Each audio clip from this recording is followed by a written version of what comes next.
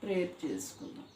పరిశుద్ధుడా, విమోచకుడా, పరిశుద్ధమైన నామాన్ని బట్టి వందనాలు చెల్లించుకుంటున్నాను తండ్రి. ప్రభా, రాత్రంతా మాకు సుఖమైన నిద్రించా. ఉదయకాలంలో ప్రభా నీ పాద సన్నిధికి వచ్చేటప్పుడు మమ్మల్ని బలపరుస్తున్నందుకు వందనాలు. నీ వాక్యం చదువుతుండగా ప్రభా మాతో మాట్లాడండి. నీ స్వరం వినిపించి సన్నిధి ఉంచాలి. యేసు నామములో స్తుతించి ప్రార్థించి వేడుకుంటున్నాను తండ్రి. కీర్తనలు 24వ అధ్యాయం.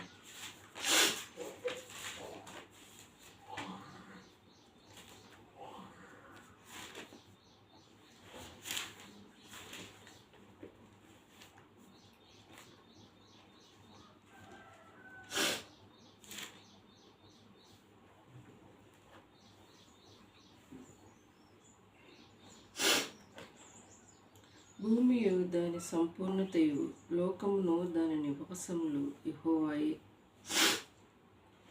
ఆయన మహాసముద్రముల మీద దాన్ని పునాది వేసిన, జలముల మీద దాన్ని స్థిరపరచను. యెహోవా పర్వతములకు ఎక్కినదగిన వాడెవడు? ఆయన పరిశుద్ధ స్థలంలో నివసింపదగిన వాడెవడు? వ్యర్థమైన దాని అందు మనస్సు పెట్టకయో, కపటం గల ప్రమాణం చేయకయో, నిర్దోషమైన చేతులు శుద్ధమైన హృదయాన్ని కలిగి ఉండువాడే. వాడు యెహోవా వలన ఆశీర్వాదం నందును, తన రక్షణకుడైన దేవుని వలన నీతిత్వము నందును. ఆయనను ఆశ్రయించు వారు, యాకోబు దేవాని సన్నిధిని వెతుకువారు అటివారే. ఉమ్మలారా మీ తలలు పైకెత్తుకొనడి, మహిమగల రాజు ప్రవేశించినట్టు పురాతనమైన తలుపులారా మిమ్మల్ని లేవనెత్తుకొనడి. మహిమగల ఈ రాజు ఎవరు? బలశౌర్యం గల యెహోవా, శూరులైన యెహోవా. గుమ్మంలారా మీ తలలు పైకెత్తుకొనుడి. పురాతనమైన తలుపులారా మహిమగల రాజు ప్రవేశించినట్లు మిమ్మల్ని లేవనెత్తుకొనడి. మహిమగల ఈ రాజు ఎవరు? సైన్యములకు అధిపతియగు యెహోవాయే. ఆయన ఈ మహిమగల రాజు. సైన్యములకు అధిపతియగు ఆయనే మహిమగల రాజు అని దేవుడు. మరి దావీదు మహారాజు తన విషయంలో దేవుడు చేసిన కార్యాల గురించి చెప్పుకుంటూ, మరి దేవుని గురించి చెప్పుకుంటూ వస్తున్నాడు. మరి దేవుని గురించి చెప్పుకోవటము అది గొప్ప విషయం. మరి తన జీవితంలో, దావీదు మహారాజు జీవితంలో మహిమను చూశారు.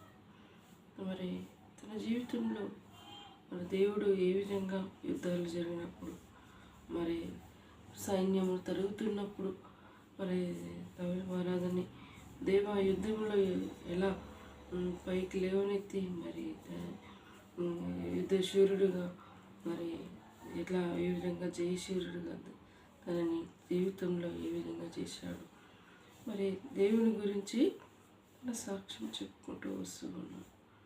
మరి 8వ వచనం చూసి, మహిమగల రాజు ఎవడు? బలశౌరులు గలది యెహోవా, శూరుడైన యెహోవా. గుమ్మములారా మీ తలలెత్తి పైకెత్తుకొనడి, పురాతనమైన తలుపులారా మహిమగల రాజు ప్రవేశించినట్లు మిమ్మల్ని లేవనెత్తుకొనడి. మహిమగల ఏ రాజు ఎవడు? సైన్యములకు అధిపతి యెహోవాయే. ఆయనే ఈ మహిమగల రాజు. దేవుడు మహిమగల రాజు అని తను దావీదు మహారాజు దేవుని కూడా రాజుగా సంభాషిస్తూ ఉన్నాడు. ఒక వ్యక్తి తన పరిమాణంలో కొలుస్తూ ఉంటాడు. మరి ఆయన రాజులకి రాజు, ప్రభువులకి ప్రభువు అంటే ఆయనకి మరి అలాంటి గొప్ప అర్హత కలిగి ఉన్నది. ఈ రోజులలో ఎవరికైనా ఉన్నాయా అలా రాజులు పరిపాలన చేసేవారు. ఆ విధంగా చివరికి ఇప్పుడు మన జనరేషన్కి వస్తే సీఎం అంటే ఈ రాష్ట్రానికి సీఎం. మనకు తెలంగాణ, ఆంధ్ర 2 రాష్ట్రాలు రెండు రాష్ట్రాలకి సీఎం అంటే చీఫ్ మినిస్టర్ ఉంటారన్నమాట. అంటే ఈ దేశ రాష్ట్రాన్ని మొత్తం వారు పరిపాలిస్తున్నట్టు. మరి దేవుడు మరి ఒక్కొక్కరికి ఆధిక్యత ఇస్తూ ఉంటారు. ఆ ఆధిక్యతను నిలుపుకోవాలి. మరి గృహంలో గృహిణి చేసే పని చేస్తే ఆ గృహిణి తన ఇంటికి గొప్ప పేరుగా తెచ్చుకునే విధంగా ఉంటుంది. ఎవరు చేసే పని వాళ్ళు చేయాలి. మరి నీ పని నేను చేస్తా, నా పని నువ్వు చేస్తా అంటే అది కుదరదు. ఒక్కొక్క పనికి ఒక్కొక్కరి దేవుడు నిర్ణయం ఏర్పాటు చేస్తారు. మరి దేవుడు అలా చేసినప్పుడే అది వర్ధిల్లబడుతుంది. ఇంకా నేను అన్ని పనులు చేస్తాను, నాకు ఇది వస్తుంది, అది వస్తుంది అంటే అన్నీ గొంతుల పడి వస్తుంది. నీ పని ఏందో నువ్వు గుర్తెరగాలి. దేవుని మందిరానికి వెళ్ళినప్పుడు కూడా దేవుడు రక్షింపబడిన వ్యక్తికి మందిరంలో ఒక్కొక్కరికి ఒక్కొక్క తలంత ఇస్తాడట. కృపావరం. కొందరికి పాటలు పాడేవారు, కొందరు తబల వాయించేవారు, కొందరు గిటార్ వాయించేవారు, కొందరు వాక్యోపదేశం చేస్తారు, కొందరు ప్రార్థనలు చేస్తారు, కొందరు పాటలు పాడతారు, కొందరు సంగీతాలు వింటారు, కొందరు ఇంకేంటి బోధకులు అవుతారు, కొందరు ఇలాంటి దేవుని మందిరంలో చేస్తూ ఉంటారు. మరి ఆ పని నాకు వస్తుంది కదా, నేను చేస్తా, ఈ పని నాకు వస్తుంది కదా, అదే కదా అన్న దేవుని మందిరంలో వాక్యాలు రాపీయడానికి దేవుడు నేను ప్రార్థన చేసుకునేటప్పుడల్లా దేవుని ప్రభావం నేను నా జీవితంలో మా కుటుంబం తరపున నేను మందిరానికి ఏమి ఇవ్వాలని మేము ప్రార్థన చేసుకుంటూ వస్తున్నప్పుడు దేవుడు అన్ని అవకాశాలు మందిరం కంప్లీట్ అయిపోయింది. లాస్ట్కి వాక్యాలు పెయింట్ వేయించి వాక్యాలు రాపిద్దాం అనుకున్నాం. మరి డిసెంబర్కి వరకే పెయింట్ వేయించారు. ఇక వాక్యాలు ఒక్కటే రాసేయండి. ఆ వాక్యాలు రాపియాలన్నా మరి మంచి రాసేవాళ్ళు ఉండాలి. నేను ప్రార్థన చేసిన ప్రార్థనలో కనిపెట్టాను. ప్రభా వాక్యాలు రాపియాలనుకున్నాను, ఆ వారం నువ్వు నాకు ఇచ్చావు ప్రభా, ఆ భాగ్యం నేను చేసే భాగ్యాన్ని నువ్వు నాకు ఇవ్వని, మా కుటుంబానికి ఇవ్వని కొన్ని దినాలు ప్రార్థన చేసుకుంటూ వెళ్తూ వచ్చాను. చిన్నకి చెప్పాను, మనం మామయ్య వాళ్ళు తనకు తెలిసిన వాళ్ళు ఉన్నారా అని చెప్పాడు. ఆయన వస్తా అని జనవరి నుంచి చూస్తే జూన్లో మొన్న పోయిన నెల జూన్లో అది జూన్ 2వ తారీఖు మీటింగ్ ఉంటుందని తెలిసి కనీసం మీటింగ్కి అందేటట్టయినా వాక్యాలు రాపాలని నేను తలంచాను. మందిరంలో చెప్పాను, అంకుల్ కూడా చెప్పాను. అంకుల్ చెప్తే సరేలా అన్నారు. మరి అది వాక్యాలు రాబడానికి 50,000 ఖర్చు అవుతుంది. 50,000 పెట్టుకుంటావారా? 50,000 పెట్టుకుంటావా అంటే మనకు తెలిసిన వాళ్ళు కాబట్టి మనకు అంత ఎంత తక్కువ చేస్తారు. వేరే వాళ్ళకి కంపల్సరీ కరెక్ట్ రేట్ అడుగుతారని నేను చెప్పాను. సో అది అయిపోయింది. వాక్యాలు రాయటానికి నేను అక్కడికి తీసుకెళ్ళాను. అయితే దుష్టుడు అపవాది ఏం చేస్తుంది తెలుసా? ఎవరు బలహీనులో వారిని చూసి ఆ కార్యం చేయకుండా చేస్తారు. అపవాదికి అంత కుతంత్రాలు వేరుగా ఉంటాయి. ఏం చేస్తూ ఉంటే దుష్టుడు అపవాది ఎవరు బలహీనులో అని చూస్తుంది. ఫస్ట్ అల్లుడు జ్వరపడి ఫస్ట్ మందిరంలో పెయింట్కి వేసిన కలర్తో మీదనే వేయమని చెప్పారు. రాసేటోళ్ళకి వాళ్ళకి తెలుస్తుంది దేని మీద వేస్తే ఆ పెయింట్ ఉంటుంది అన్న ఆలోచన వాళ్ళకు ఉంటుంది. పెయింటర్ వేసిన వాళ్ళకే తెలుస్తుంది. నువ్వు చేసే పని ఆ పెయింటర్ చేయలేడు కదా. అయితే అపవాది ఒకరిలో జ్వరపడి ఏం చేసిందంటే దీని మీదనే రాపియాలి అని చెప్పి ఆయన పెయింటర్ ఆర్టిస్ట్ ఏం చేసి దాని మీద వేస్తే పోతుంది, రాయరాదు, బ్రష్ జరగదు అని చెప్పి అది వాళ్ళకి చెప్తే వరకే వాళ్ళు తట్టుకోలేకపోతుంది. అది నిజమేనేమో కరెక్ట్ ఏమో అని ఒప్పుకుంటే బాగుండగా మళ్ళీ ఏం చేసిండ్రు, అట్లయితే ఏమవుతుంది బంద్ చేపియడన్న అట్లా అని బంద్ చేయించడానికే చేసినాం. ఫస్ట్ వైట్ పెయింట్ అది ఆరినాక బ్రష్ మంచి జరుగుతుందని తను చెప్పాడు. నెక్స్ట్ డే రోజు వెళ్దామని వాళ్ళు దైవ సేవకుడిని ఏం చేశారంటే ట్రాప్లో ఏమవుతుంది మొత్తం వేయకుండా పని చేద్దాం అది పోతాను అంటుండు అన్నీ చూసావా. దుష్టుడు అపవాది క్రియలు ఎవరు బలహీనులో వారిలో జరగవు. ఇప్పుడు ఆయన చూస్తే విశ్వాసి మందిరంలో ఆరాధన చేస్తాడు, బలలో పాల్గొంటాడు, ఆయన చక్కగా మందిరంలో నడుస్తుంటాడు. మరి అపవాది ఆ కార్యం చేయకుండా తనలో చేస్తున్నాడని మనకి తెలిసిపోతే ముఖం ముందనే అంటే బాధపడతాడు. ఆయన సర్లే అని ప్రార్థన చేస్తాడు. నాకు అక్కడ బాగా బాధ అనిపించింది. దేవుడు నాకు ప్రేరేపించి చేశాను. నేను అంకుల్కి చెప్తూ వస్తున్నాను, అంకుల్ నేను చేస్తాను చేపిస్తాను రాపిస్తాను. దేవుడు నాకు ఆ భారం ఇచ్చాడు. అది మా కుటుంబం నా సొంత ఇష్టం కాదు, మా ఇంట్లో వాళ్ళకి చెప్పి నేను చేస్తున్నాను అని చెప్పి చేశాను. అంకుల్ని డైవర్ట్ చేశారు. ఇది మీదనే రాకాలి ఇవన్నీ అని చెప్పి అటు ఇటు చేసి వచ్చినాయని చేసి పంపిద్దామని చూశాను. నేను మొరపెట్టాను. మొరని దేవుడు ఆలకించాడు. ఆయన కార్యం చేసుకునేవాడు. ఆయన కడ్డు వస్తే ఎవరినైనా పక్కకు చూసి నువ్వు సేవకుడు అయినా నువ్వు ఎంత తోపైనా ఆడ పక్కన వెళ్తావు. నా మందిరం సమస్త జనులకి ప్రార్థన మందిరం అని చెప్పమని.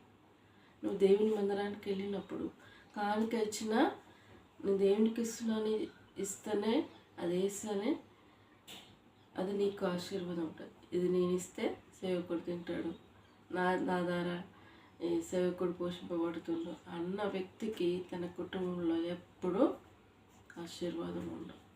మనకు తెలుసు అమ్మ చిన్న జాబ్ అయినా ఇక్కడ చర్చి ఉన్నప్పుడు డేవిడ్ గారికి వెళ్ళినప్పుడు తన దర్శన భావం తీసి ఇస్తుంది. నాన్న పుట్టుక క్రైస్తవుడైనను అది చేయడు, అది తెలియదు. పండుగ క్రైస్తవుడు అంటే పండుగకి మంచి ఇల్లుకి సున్నాలు అయినా వాటికి ఆకర్ష పెడతాడు, కానీ అది చెప్పినా చేయడు. అమ్మ చేస్తుంది. ఒక అన్ని నుంచి వచ్చిన రక్షింపబడిన అమ్మ కాబట్టి ఆ అనుభవమే ఇప్పుడు ఆ మందిరం తీసివేయబడింది కాబట్టి ఎవరికి ఇచ్చినా దేవునికి ఇస్తున్నాం అనే ఆలోచన అమ్మ నాకు సపోర్ట్ చేసింది కాబట్టి నేను ముందుకెళ్ళాను. ఆ అనుభవం మన కుటుంబంలో ఉన్నది. మనం చేస్తాం. మనం ఈ ఫెలోషిప్ ఈ సంఘం ఆ సంఘం కాదు. మనకు ఎవరికి మన ఇంటికి వచ్చి ప్రార్థన చేసిన వాళ్ళు దేవుని సేవకులు, దైవజనులు. మనం భావించి దేవునికి ఇస్తున్నాము అని అట్లానే ఉన్నాం కాబట్టి మనం ఇంతగా ఆశీర్వదించుకోవచ్చు. నేను ఇస్తే ఆయన పోషింపబడతారు అన్న ఆలోచనతో ఉంటే మనం ఇచ్చినా వేస్ట్, మనం ఎన్ని చేసినా వేస్ట్.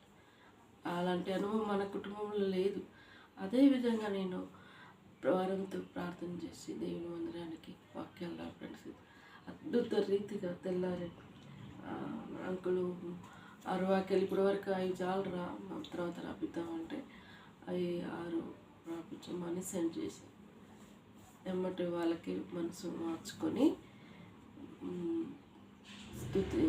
థ్యాంక్స్ గివింగ్ పెట్టించుకోవడానికి సాక్ష్యం చెప్పాడు.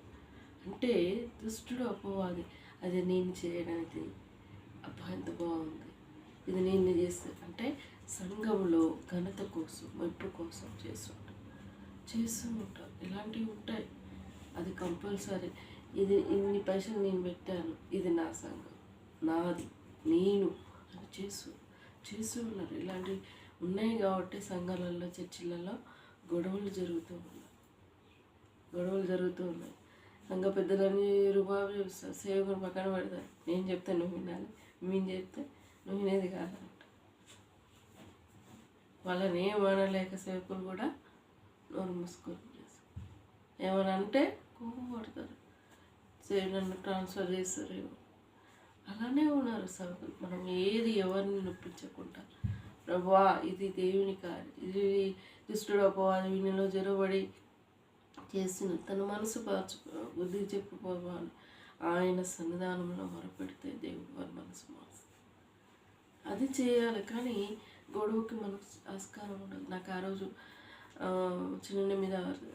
చిన్న నన్ను ఒలిపిస్తుండ్రు అని ఆయన ఏం చెప్పిండు, ఇంత పెద్ద వాక్యాలు మేడం, పైసలు ఎక్కువ అవుతాయంటే నేను ఎన్నైనా ఇస్తాయా నువ్వు రాయని నేను చెప్తాను. ఆయన పైసలు ఇయ్యడేమో ఆయనను కూడా కన్ఫ్యూజ్ చేసిరాడు. దేవుడి కార్యం జరిగించుకో, దేవునికి మహిమ. ఘనత ప్రభావం చెందబడింది. అట్లా ఉంటాయి. అదే దుష్టుడు అపవాది క్రియ. అరే నేను చేయని ఆ సహోదరుడట వాక్యాలు రాపించాలని ఎప్పటి నుంచో అనుకున్నాడట. మరి అనుకున్న వ్యక్తి పైసలు ఉన్న వ్యక్తి దేవుడికి చేయాలనుకున్న వ్యక్తి నాకన్నా ముందుగా చేస్తే నేను దేనికన్నా వేరే దానికి నన్ను వాడుకున్నాను, కానీ నేను చేయకపోలేదు అని చూసావు ఎవరిది. అందుకే కయ్యని ఏబేలు బల్లిలో కూడా గుర్తు అదే వచ్చింది. కయ్యనట దేవునికి ఇచ్చే విషయంలో మురిగిపోయినాయి గొర్రె పొట్టేళ్ళు కూటి అలాంటి ఇస్తే దేవుడు అంగీకరించలేదట. ఏబేలు బలిని అంగీకరించాడట. అందుకోసం వారిద్దరికి గొడవ వచ్చింది. ఆ తట్టుకోలేక కయ్యని ఏబేలు చంపేసి అప్పటి నుంచి ఇప్పటి వరకు మరణాలని ఆగకుండా వస్తున్నాం. ఆయన నుంచే స్టార్ట్ అయింది. అలాంటివి జరుగుతాయి మానవుల్లో. అది ఆ కుళ్ళు అలాంటిది ఓరలేని కదా. నేను ఆ విషయంలో కొంచెం బాధ వేయడంతో దేవుని ప్రభావం నీకు ఇస్తానన్నావు, అది నీ కార్యం. నువ్వు ఎవరిని ఆటంకపరిచినా నీ కార్యం ఆటంకపరచుకోను. అది మా కుటుంబం తరపున హృదయపూర్వకంగా మీకు ఇస్తున్నాము చేయాలనుకుంటున్నాను. నేను మొరపెట్టాను కొన్ని దినాలు, అప్పటిదప్పుడే చేసుకుంటాను, నా పైసలు ఉన్నాయి కదా ఇది నేను చేస్తాను, చేయలేదు.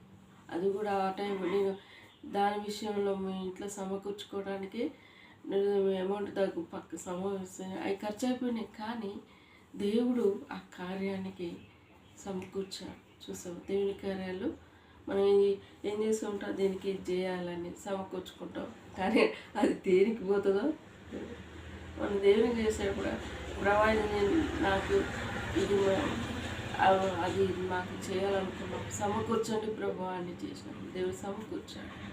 ఇంకా మిగతావి కూడా కొన్ని రాపించేది. దేవుని కార్యాలు అలా జరుగుతూ ఉంటాయి. సత్యం ఎరుగరు ఈనాడు క్రైస్తవులలో. ఇదే ఉంది. అందుకే గొడవలు, ఈర్ష్యలు, పగలు, ద్వేషాలు ఇవన్నీ జరుగుతాయి. అపవాది సంఘంలోనే ప్రవేశించారు. సంఘంలోనికి అపవాదికి రాకుండా చేసుకోవాలి, సంఘంలోనే ప్రవేశించారు. అందుకే అలాంటి జరిగింది. దేవుడు ఈ మాటలు దీవించి ఆశ్రయించుగాక. ప్రార్థించుకొని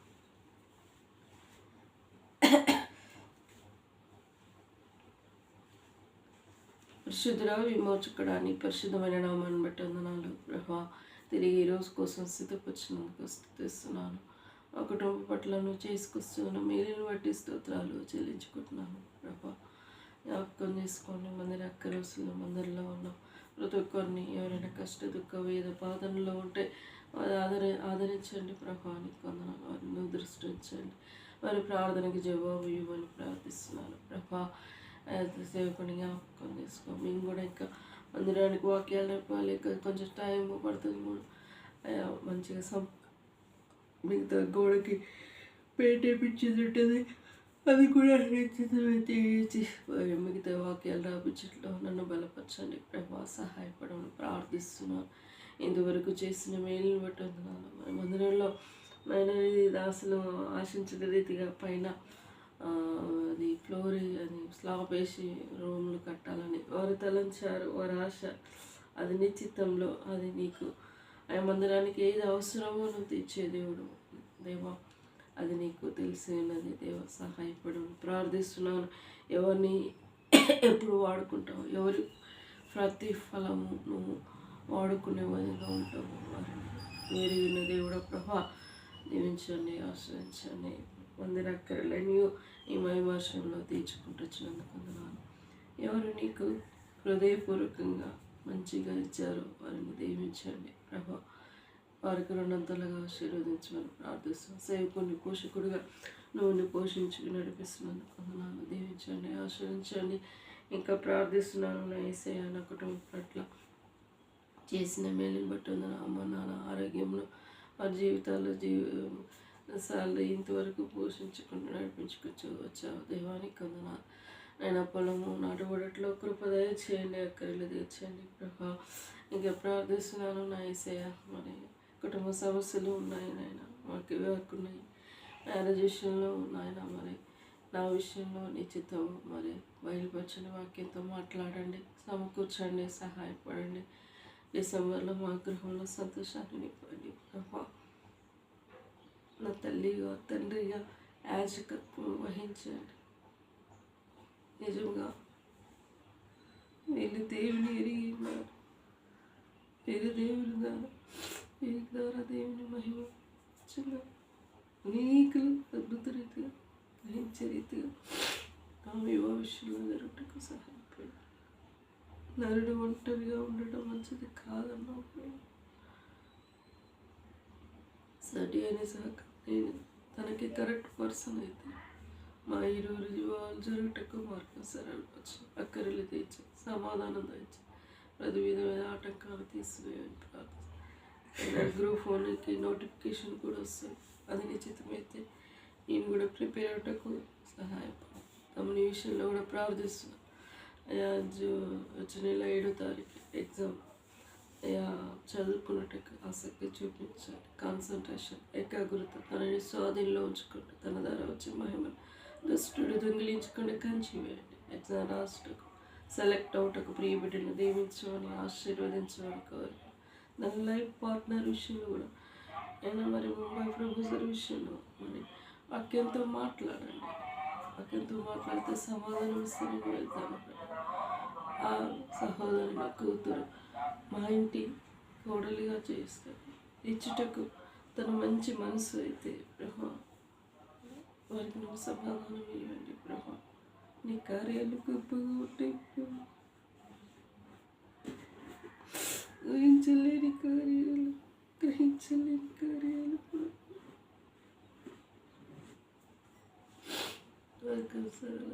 ఇది కుటుంబంలో సంతోషాన్ని ఆయన ప్రార్థిస్తున్నాను. చంచల విషయంలో తన అత్త మామ ఆడపడుచులకి తన భర్తకి రక్షణ దయచేయండి. నిన్ను ఎరుగుటకు నీ కృప దయచేయండి. ఎవరెక్కరెళ్ళి తెచ్చండి. శోధన కీడ అపాయం నుండి కాపాడండి. నాయన జ్ఞాపకం చేసుకో. నిరంజనుడు జ్ఞాపకం చేసుకో. మీ బిడ్డ 2 నెలల దాకా జాబ్ లేక ఉండాల్సి వస్తున్న స్థితి, పోషకుడిగా ఉండండి ప్రభా. మార్గం సరళపరచండి. మరి నీ చిత్తంలో గవర్నమెంట్కి ఎక్కేది ఉంటే ప్రభా సమకూర్చండి, సహాయపడండి.